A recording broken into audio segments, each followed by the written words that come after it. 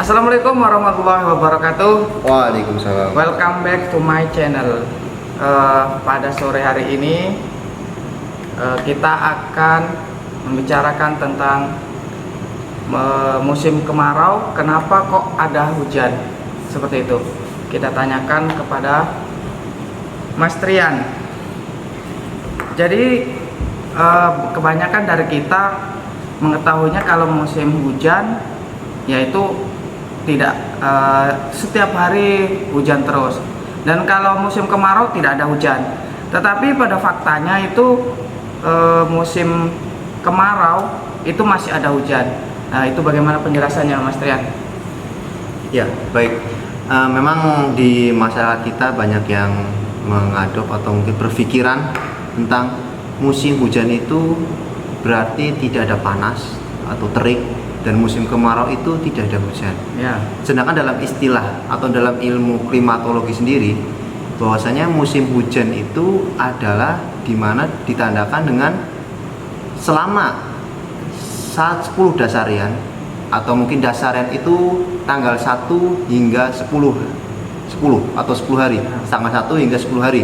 Jadi dalam satu dasarian sendiri, kalau musim hujan itu milimeternya adalah kurang dari 50 mm. Dalam klimatologi seperti itu. Jadi bisa ada hujan tetapi tidak lebih dari 50 mm dalam satu dasarian, seperti itu. Jadi ada hujannya, cuma di milimeternya atau ukurannya itu tidak sebanyak di musim hujan, seperti itu. Jadi walaupun kemarau sebenarnya tetap ada hujan, hanya ada range-nya seperti ya, itu. Betul. Jadi kalau musim kemarau sendiri ada hujannya, tetapi milimeternya sedikit lah, seperti itu. Milimeternya sedikit, dan itu diukur di meteorologi atau klimatologi setempat, seperti itu. Dan banyak sih sebenarnya tentang apa ya, salah kaprah atau istilah-istilah ambigu yang kurang tepat di masyarakat, yang setelah kita pelajari meteorologi itu ternyata istilah ini tuh salah. Nah, atau istilah kalimat itu salah. Contohnya misalnya yang sering mungkin teman-teman dengar, bahwasanya musim hujan itu yang bulannya itu ber. Oh ya, jadi September, Oktober, November, Desember, seperti itu. Dan musim kemarau sisanya, seperti itu. Itu sebenarnya salah kaprah gitu. Mungkin saya sendiri juga pernah mendapatkan ilmu itu di sekolah mungkin, tetapi setelah saya sekolah di BMKG atau sekolah di STMKG, saya menemukan bahwasanya itu kurang tepat. Yang benar bagaimana? Yang benar itu sebenarnya setiap wilayah itu punya zona musimnya masing-masing, atau ada 2 zona musim, yaitu non-zone dengan wilayah yang terpengaruh oleh monsunal, atau wilayah monsunal dan wilayah non-zone. Kalau monsunal sendiri itu dipengaruhi oleh monsun, dan itu biasanya terjadi di Desember, Januari, Februari. Nah, gini, monsun itu sendiri gimana? Pakai monsun, oke.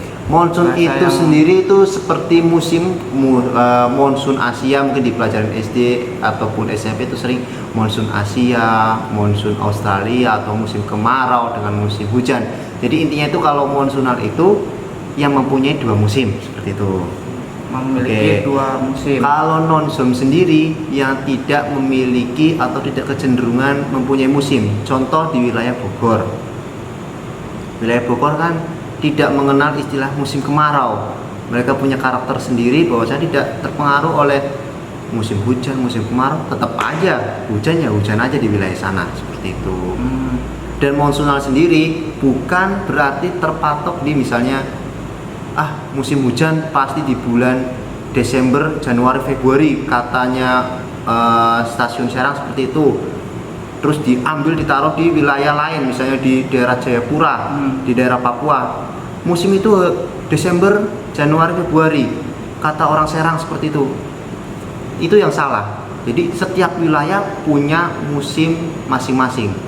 Oh, jadi bisa berubah-ubah ya? Bisa berbeda-beda. Ya, berbeda-beda. Berbeda-beda. Kayak kemarin kan ada di tempat lain itu banjir.